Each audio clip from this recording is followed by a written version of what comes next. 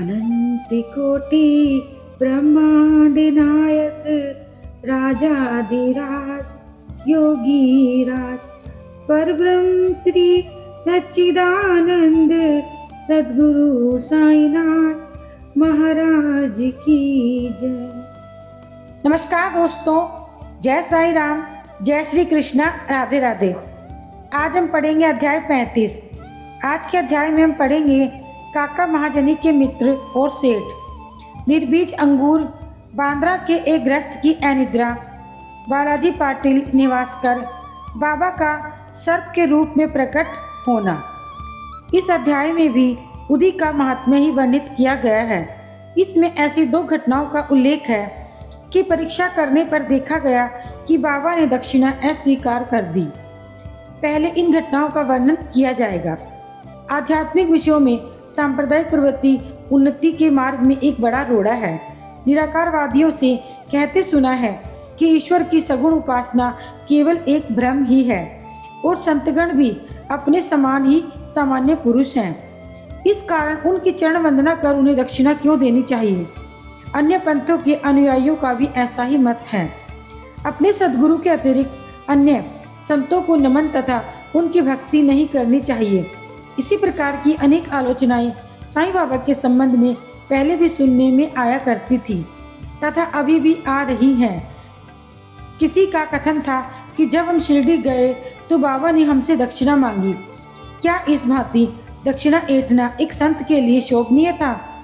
जब वे इस प्रकार का आचरण करते हैं तो फिर उनका साधु कर्म कहाँ रहा? परंतु ऐसी भी घटनाएं अनुभव में आई हैं। जिन लोगों ने शिरडी जाकर अविश्वास से बाबा के दर्शन किए, उन्होंने ही सर्वप्रथम बाबा को प्रणाम कर प्रार्थना भी की। इसके ऐसे ही कुछ उदाहरण दिए गए हैं। नंबर 1, काका महाजनी के मित्र। काका महाजनी के मित्र निराकारवादी तथा मूर्ति पूजा के सर्वथा विरुद्ध थे। कौतूहलवश वे काका महाजनी के साथ दो शर्तों पर शिरडी चलने को तैयार हुए। पहली, बाबा को नमस्कार न करेंगे, दूसरी, वे दक्षिणा न देंगे। जब काका ने स्वीकारात्मक उत्तर दे दिया तब फिर शनिवार की रात्रि को उन दोनों ने बंबई से प्रस्थान किया और दूसरे ही दिन प्रातःकाल शिरडी पहुंच गए। जैसे ही उन्होंने मस्जिद में पैर रखा, उसी समय बाबा ने उसके मित्र की ओर थोड़ी देर देखकर उनसे कहा कि अरे आइए श्रीमान, पधारिए, आपका स्वागत है। इन शब्दों का स्वर कुछ विचित्र सा था और उनका स्वर प्राय उस मित्र के पिता के बिल्कुल ही अनुरूप था। तब उन्हें अपने कैलाशवासी पिता की स्मृति हो आई और वे आनंद विभोर हो गए। क्या मोहिनी थी उस स्वर में! आश्चर्ययुक्त स्वर में उनके मित्र के मुख से निकल पड़ा कि निसंदेह यह स्वर मेरे पिताजी का ही है। तब वे शीघ्र दौड़कर गए और अपनी सब प्रतिज्ञाएं भूलकर उन्होंने बाबा के श्री चरणों पर अपना मस्तक रख दिया। बाबा ने काका से तो दोपहर में तथा विदा लेते समय 2 बार दक्षिणा मांगी, परंतु मित्र से एक शब्द भी न कहा। उनके मित्र ने फुसफुसाते हुए कहा कि भाई देखो, बाबा ने तुमसे तो 2 बार दक्षिणा मांगी, परंतु मैं तो तुम्हारे साथ हूँ, फिर वे मेरी इस प्रकार उपेक्षा क्यों कर रही हैं? काका ने उत्तर दिया कि बेहतर तो यह होगा तुम स्वयं ही बाबा से पूछ लो। बाबा ने पूछा कि क्या कानाफूसी हो रही है? तब उसके मित्र ने कहा, क्या मैं आपको दक्षिणा दूं? बाबा ने कहा, तुम्हारी अनिच्छा देखकर मैंने तुमसे दक्षिणा नहीं मांगी, परंतु यदि तुम्हारी इच्छा ऐसी ही है तो तुम दक्षिणा दे सकते हो। तब उन्होंने 17 रुपये भेंट किए, जितने काका ने दिए थे। तब बाबा ने उन्हें उपदेश दिया कि अपने बीच जो तेली की दीवार है, जो भेदभाव है, उसे नष्ट कर दो, जिससे हम परस्पर देखकर मिलन का पथ सुगम बना सकें। बाबा ने उन्हें लौटने की अनुमति देते हुए कहा, तुम्हारी यात्रा सफल रहेगी। यद्यपि आकाश में बादल छाए हुए थे, वायु वेग से चल रही थी, तो भी दोनों सकुशल बंबई पहुंच गए। घर पहुंचकर जब उन्होंने द्वार पर खिड़कियां खोली तो वहां 2 मृत चिड़िया पड़ी हुई थी। एक तीसरी उनके सामने ही फुर्र करके खिड़की में से उड़कर चली गई। उन्हें विचार आया कि यदि मैंने खिड़की खुली छोड़ी होती तो इन जीवों के प्राण अवश्य बच गए होते, परंतु फिर उन्हें विचार आया कि यह उनके भाग्य अनुसार ही हुआ है। और बाबा ने तीसरी की प्राण रक्षा के हेतु हमें शीघ्र ही वहां से वापस भेज दिया। नंबर 2, काका महाजनी के सेठ। बम्बई में ठक्कर धर्म सिंह जेठाबाई सोलिसिटर कानूनी सलाहकार की एक फर्म थी। काका इस फर्म के व्यवस्थापक थे। सेठ और व्यवस्थापक के संबंध परस्पर अच्छे थे। श्रीमान ठक्कर को ज्ञात था कि काका बहुधा शिरडी जाया करते हैं और वहां कुछ दिन ठहरकर बाबा की अनुमति से ही वापस लौटते हैं। कौतूहलवश बाबा की परीक्षा करने के विचार से उन्होंने भी होलिका उत्सव के अवसर पर काका के साथ शिरडी जाने का निश्चय किया। काका का शिरडी से लौटना सदैव अनिश्चित सा लगता था, इसलिए अपने साथ एक मित्र को लेकर वे तीनों रवाना हो गए। मार्ग में काका ने बाबा को अर्पित करने हेतु 2 सेर अंगूर मोल लिए। ठीक समय पर शिरडी पहुंचकर वे उनके दर्शनार्थ मस्जिद में गए। बाबा साहेब तरखड़ भी वहीं पर थे। श्री ठक्कर ने उनसे आने का हेतु पूछा। तरखड़ ने उत्तर दिया कि मैं तो दर्शन के लिए ही आया हूँ, मुझे चमत्कारों से कोई प्रयोजन नहीं, यहाँ तो भक्तों की हार्दिक इच्छाओं की पूर्ति होती है। काका ने बाबा को नमस्कार कर उन्हें अंगूर अर्पित किए। तब बाबा ने उन्हें वितरित करने की आज्ञा दे दी। श्रीमान ठक्कर को भी कुछ अंगूर मिले। एक तो उन्हें अंगूर अच्छे नहीं लगते थे, दूसरे इस प्रकार अस्वस्थ खाने की डॉक्टर ने मनाही करी थी, इसीलिए वे कुछ निश्चय न कर सके और न चाहते हुए भी उन्हें ग्रहण करना पड़ा। फिर दिखावे मात्र के लिए ही उन्होंने मुंह में डाल लिया। अब समझ में नहीं आता था कि उनके बीजों का क्या करें। मस्जिद के फर्श पर तो थूका नहीं जा सकता था, इसीलिए उन्होंने वे बीज अपनी इच्छा के विरुद्ध अपने खीसे में डाल दिए। सोचने लगे, जब बाबा संत हैं तो उन्हें तो यह बात पता ही होगी कि मुझे बीज वाले अंगूर बिल्कुल पसंद नहीं है, फिर क्या वे मुझे इसके लिए लाचार कर सकते हैं। जैसे ही यह विचार उनके मन में आया, बाबा ने उन्हें कुछ और अंगूर दिए, पर उन्होंने खाए नहीं, अपने हाथ में ले लिए। तब बाबा ने उन्हें खाने को कहा। उन्होंने आज्ञा का पालन किया और चबाने पर देखा कि वे सब निर्बीज थे। ये चमत्कार की इच्छा रखते थे, इसीलिए उन्हें देखने को मिल गया। उन्होंने सोचा कि बाबा समस्त विचारों को तुरंत जान लेते हैं और मेरी इच्छा अनुसार ही उन्होंने उन्हें बीज रहित बना दिया है। क्या अद्भुत शक्ति है इनमें। फिर शंका निवारणार्थ उन्होंने तरखड़ से, जो समीप ही बैठे हुए थे और जिन्हें अंगूर भी मिले थे, पूछा कि किस किस्म के अंगूर तुम्हें मिले। उत्तर मिला, अच्छे बीजों वाले। श्रीमान ठक्कर को तब और भी आश्चर्य हुआ। यदि बाबा वास्तव में संत हैं तो अब सर्वप्रथम अंगूर काका को ही दिए जाने चाहिए। इस विचार को जानकर बाबा ने कहा कि अब पुनः वितरण करो और काका से लाइन आरंभ करो। यह सब प्रमाण श्री ठक्कर के लिए पर्याप्त थे। फिर श्यामा ने बाबा से परिचय कराया। आप ही काका के सेठ हैं। बाबा कहने लगे, ये उनके सेठ कैसे हो सकते हैं, उनके सेठ तो बड़े ही विचित्र हैं। काका इस उत्तर से सहमत हो गए। अपना हट छोड़कर ठक्कर ने बाबा को प्रणाम किया और वाड़े को लौट आए। मध्याह्न आरती समाप्त होने के उपरांत वे बाबा के पास प्रस्थान करने की अनुमति प्राप्त करने के लिए मस्जिद में आए। श्यामा ने उनकी कुछ सिफारिश की। तब बाबा इस प्रकार बोले, एक सन की मस्तिष्क वाला सभ्य पुरुष था, जो स्वस्थ और धनी भी था।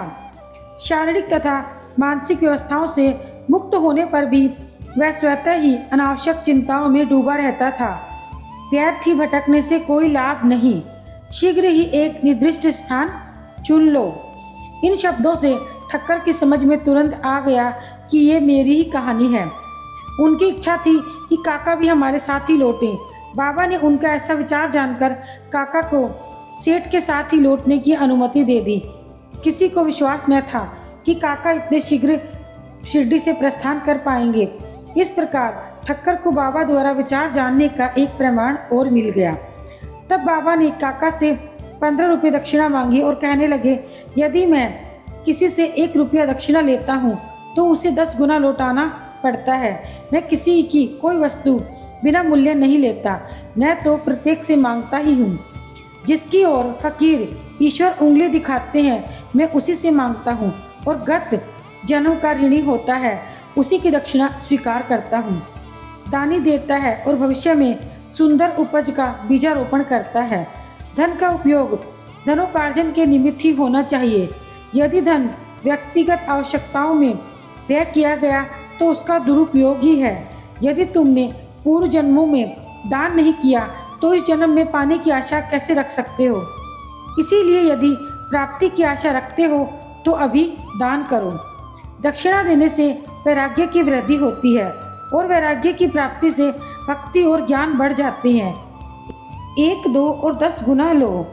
इन शब्दों को सुनकर श्री ठक्कर ने अपना संकल्प भूलकर बाबा को 15 रुपये भेंट किए। उन्होंने सोचा कि अच्छा ही हुआ जो मैं शिरडी आ गया, यहाँ मेरी सब शंकाएं नष्ट हो गई, मुझे बहुत कुछ शिक्षा प्राप्त हुई। ऐसे विषयों में बाबा की कुशलता बड़ी अद्वितीय थी। यद्यपि वे सब कुछ करते थे फिर भी इन सब से अलिप्त रहते थे। नमस्कार करने या न करने वाले दोनों ही उनके लिए एक समान थे। उन्होंने कभी किसी का अनादर नहीं किया।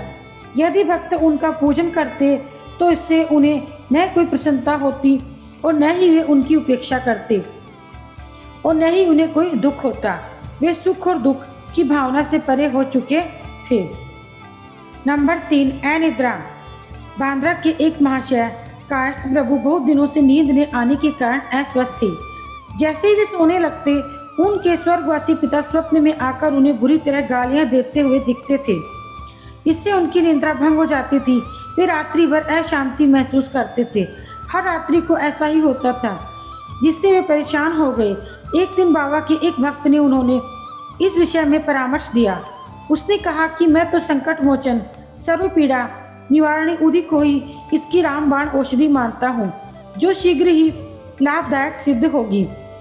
उन्होंने इस उदी की पुड़िया देकर कहा कि इसे शयन के पूर्व माथे पर लगाकर अपने सिरहाने रखो। फिर तो उन्हें निर्विघ्न प्रगाढ़ नींद आने लगी। यह देखकर उन्हें महान आश्चर्य और आनंद हुआ। यह क्रम चालू रखकर अब वे साईं बाबा का ध्यान करने लगे। बाजार से उनका एक चित्र लाकर उन्होंने अपने सिरहाने के पास लगाकर उनका नित्य पूजन करना प्रारंभ कर दिया। प्रत्येक गुरुवार को वे हार और नैवेद्य अर्पण करने लगे। अब वे पूर्ण स्वस्थ हो गए और पहले की तरह सारे कष्टों को भूल गए। नंबर 4, बालाजी पाटिल नेवासकर। ये बाबा के परम भक्त थे। ये उनकी निष्काम सेवा किया करते थे। दिन में जिन रास्तों से बाबा निकलते थे उन्हें वे प्रातः काल ही उठकर झाड़ू लगाकर पूर्ण स्वस्थ रखते थे। इनके पश्चात ये कार्य बाबा की एक परम भक्त महिला राधा कृष्ण माई ने किया और फिर अब्दुल ने। बालाजी जब अपनी फसल काट कर लाते थे तो सारा अनाज बाबा को भेंट कर दिया करते थे। उनमें से जो कुछ बाबा उन्हें लौटा देते थे उन्हीं में से वे अपने कुटुंब का भरण पोषण किया करते थे। यह क्रम अनेक वर्षों तक चलता रहा और उनकी मृत्यु के पश्चात भी उनके पुत्रों ने इसे जारी रखा। नंबर 5, उदी की शक्ति और महत्व। एक बार बालाजी ने श्राद्ध दिवस की वार्षिकी अवसर पर कुछ व्यक्ति आमंत्रित किए। जितने लोगों के लिए भोजन तैयार किया गया था उससे तिगुने लोग भोजन के समय एकत्रित हो गए। यह देखकर श्रीमती निवासकर परेशान हो गई, घबरा गई। उन्होंने सोचा कि यह भोजन सबके लिए पर्याप्त न होगा, कहीं कम न पड़ जाए तो कुटुंब की भारी अपकीर्ति होगी। तब उनकी सास ने उनसे सांत्वना देकर कहा कि तुम चिंता मत करो, यह भोजन सामग्री हमारी नहीं, ये तो श्री साईं बाबा की है। प्रत्येक बर्तन में उदी डालकर उन्हें वस्त्र से ढक दो और बिना वस्त्र हटाए सबको परोस दो, वे ही हमारी लाज बचाएंगे। परामर्श के अनुसार ऐसा ही किया गया। भोजनार्थियों के तृप्तिपूर्वक भोजन करने के पश्चात भी भोजन सामग्री यथेष्ट मात्रा में शेष रह गई। उन लोगों को महान आश्चर्य और प्रसन्नता हुई। यथार्थ में देखा जाए तो जैसा जिसका भाव होता है उसके अनुकूल ही अनुभव प्राप्त होता है। ऐसी घटना मुझे प्रथम श्रेणी के उप न्यायाधीश तथा बाबा के परम भक्त श्री B.A. चौगुले ने बताई। उनके यहाँ एक पूजा उत्सव हो रहा था। तभी इसी अवसर पर एक व्रत भोजन का आयोजन किया गया। भोजन के समय आमंत्रित लोगों से लगभग 5 गुने अधिक लोग वहाँ पधार गए। फिर भी भोजन सामग्री में कमी नहीं आई। बाबा की कृपा से सबको भोजन प्राप्त हुआ। यह सब देखने में आश्चर्य लगता है। नंबर 6, साईं बाबा का सर्प के रूप में प्रकट होना। शिरडी के रघु पाटिल एक बार निवासी के बालाजी पाटिल के पास गए, जहाँ संध्या को उन्हें ज्ञात हुआ कि एक सांप फुफकारता हुआ गौशाला में घुस गया। सभी पशु भयभीत होकर भागने लगे। घर के लोग भी घबरा गए, परंतु बालाजी ने सोचा कि श्री साईं ही इस रूप में वहां प्रकट हुए हैं। तब एक प्याले में दूध लेकर वे आए और निर्भय होकर उस सर्प के सम्मुख रखकर उनको इस प्रकार संबोधित करने लगे कि हे बाबा, आप फुफकार कर शोर क्यों कर रहे हो? क्या आप मुझे भयभीत करना चाहते हो? यह दूध का प्याला लीजिए और शांतिपूर्वक पी लीजिए। ऐसा कहकर वे बिना किसी भय के उसके समीप ही बैठे रहे। अन्य कुटुंबजन तो बहुत घबरा गए और उनकी समझ में न आ रहा था कि अब वे क्या करें। थोड़ी देर में ही सर्प अदृश्य हो गया और किसी को भी पता न चला कि वो कहाँ गया। गौशाला में सर्वत्र देखने पर भी उसका कोई चिन्ह मात्र न मिला। और इसी के साथ यह अध्याय यहीं समाप्त होता है। जय साईं राम।